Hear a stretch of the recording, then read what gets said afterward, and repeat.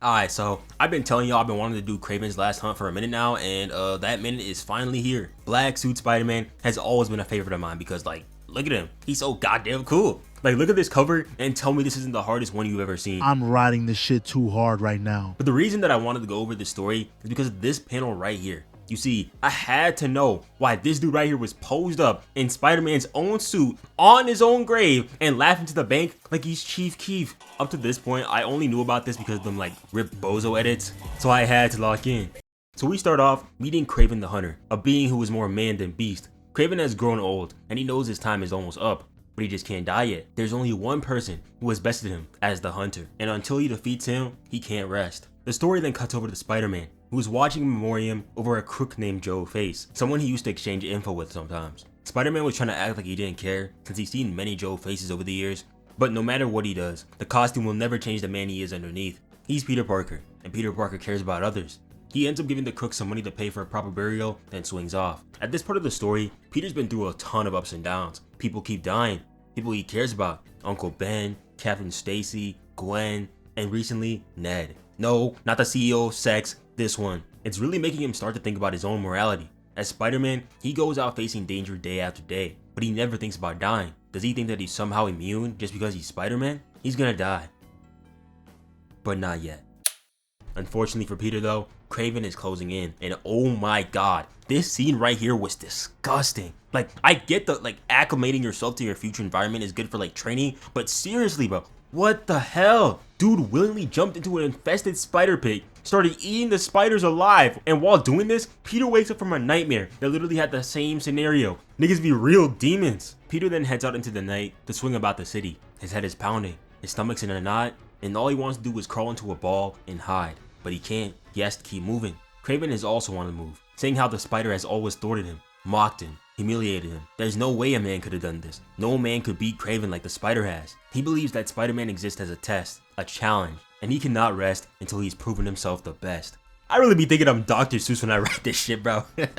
As Peter continues, he knows that he's been feeling upset since Ned's death, which is normal. But even with that, even with the sickness he's going through, he feels like there's something sinister going on, like someone's out there, waiting for him.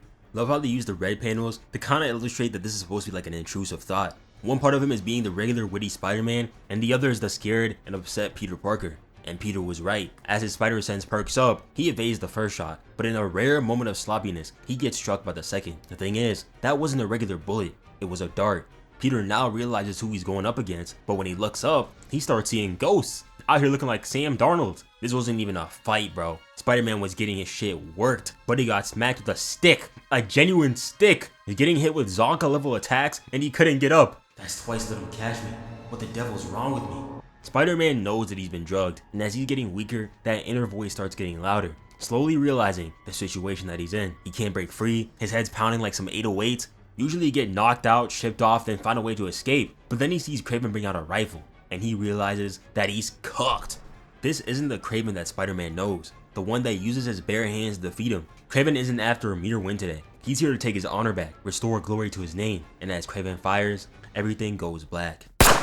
Spider-Man is then brought to Kraven's estate, where he's given a proper burial, still in his suit. Love how Kraven didn't even want to take off the mask. He cares more about Spider-Man than the man behind him.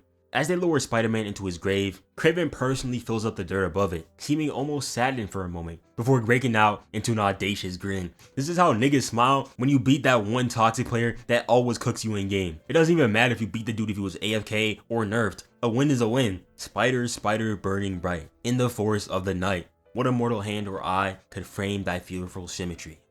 We then cut over to what is possibly the hardest page in comic history. Kraven, in Spider-Man's own suit by the way, posted up in the rain over his grave. Niggas got his arm folded, just paying respects like he didn't send him on an all expenses paid trip to Uncle Ben. Then he had the audacity to take off the mask and laugh. Something that I find interesting about Peter's death though is how Mary Jane immediately felt that something was wrong. Like, she was just chilling in her room, waiting for Peter to come back because they were like newly married, and she could just feel a disturbance in the force. Either woman's intuition or MJ's just like that. Maybe both. Low-key feel bad for the rat though.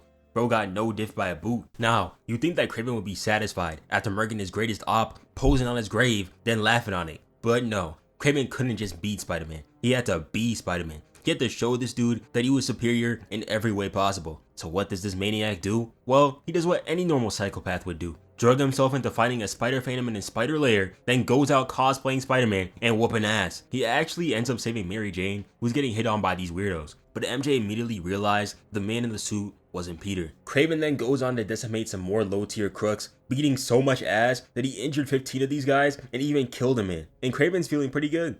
He's slaying the spider, he's hunted down his prey, he's proved himself superior in every way. But there's still one more thing he must do. You see, there's this villain going around the sewers called Vermin. Spider-Man was only able to beat this guy thanks to the help of Captain America, and Kraven knows this, even mentioning it while he and Vermin battled it out. In the end though, Kraven is able to beat the beast on his own, carrying Vermin from the sewers triumphant. Side note though, Kraven's sheer aura had this random dude dumping his liquor out of fear. Can't even blame him. We then cut over to Peter, who's curled up in a white space. Realizing that he's still alive, he meets Ned again, before remembering that he's just a figment of his imagination. He starts to recall MJ, the spider. He's the spider. That's who he is. The beast. The all-consuming thing. But is that all he really is?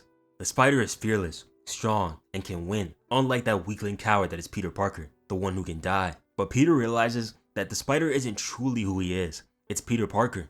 That's all he was, and that's all he'll ever be.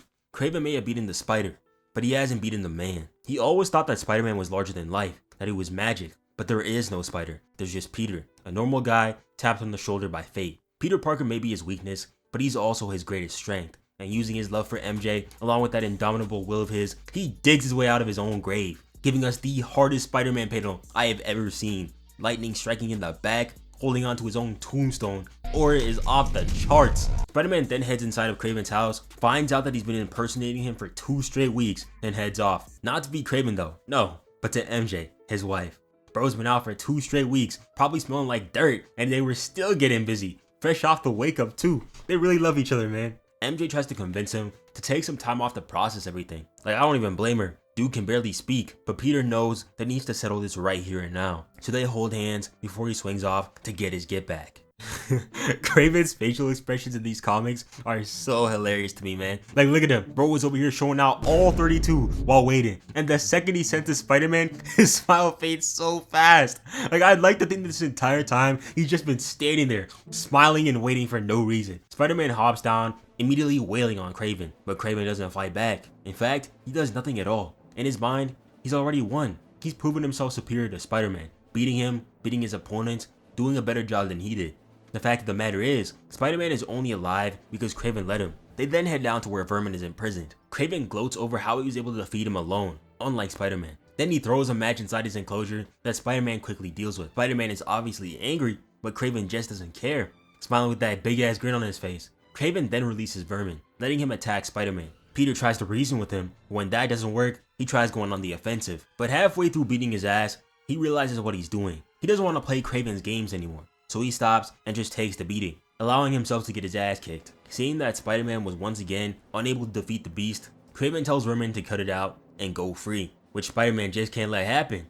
Nevertheless, Kraven helps Spidey up, leading him up the stairs to the window. As he realizes that Spider-Man is actually quite a good guy. Spidey obviously doesn't care that he's helping him though, and tells Kraven that he'll be back. But Kraven assures him that he will never hunt again. And as he watches him swing away, he says goodbye. Finally at peace, finally proving himself to be the strongest hunter, he's able to off himself without any regrets. And that's where his story ends.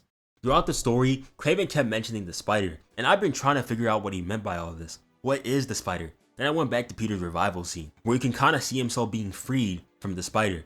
Kraven keeps talking about the spider like it's some mythical being meant to be beat, when in reality, it isn't the spider itself or the powers that give it that feeling, but Peter himself, even though Kraven never acknowledges Peter individually. If he did, that would mean he'd be wrong, that the spider isn't as godly as he makes it out to be. How would Kraven feel that the person that had bested him all this time was a mere man? If that was true, which it is, he wouldn't be able to end his life with any meaning. That's what this is all about, isn't it? Getting the ending that he deserved, and that's what he got. But Spider-Man, he doesn't have that. He's a person whose entire thing is moving forward. That's why he felt pity for Spider-Man, which kind of made me laugh, because he was over here scratching his chin like, "Aw, you poor thing." Another thing that I also realized is the different ways that death was portrayed with these two. When Spider-Man died, he clawed his way back up. He found freedom in his resurrection because it made him realize who he really was. Kraven, on the other hand, views death as freedom. It's the goal that they strive towards. This story really shows what makes Spider-Man so special. Kraven may have been able to wear the mask, but he wasn't Spider-Man. Peter Parker is Spider-Man because he understands the responsibility of it. He's not doing it just to prove that he's better than anyone else. That's why, even after everything that happened, he still went back to save Vermin and get him the help he needed. Shout out to Kraven, because even after he messed up Spider-Man's rep, he wrote an entire confession basically saying, yeah, I killed him for 2 weeks and impersonated him. My bad, y'all. Say what you want about the man, but he has honor. Anyway, I think that this was a spectacular story. I only knew Kraven as the dude from like the Spider-Man 2 game, so seeing this version of him really gave some nice characterization. And of course, seeing Spidey's indomitable will on display here was amazing. Him digging himself out of his own grave, some of the hardest stuff I've ever seen. But yeah, that's it for today. Comment some more banger Spider-Man comments, bro. I'm loving these right now. And yeah, see y'all next time.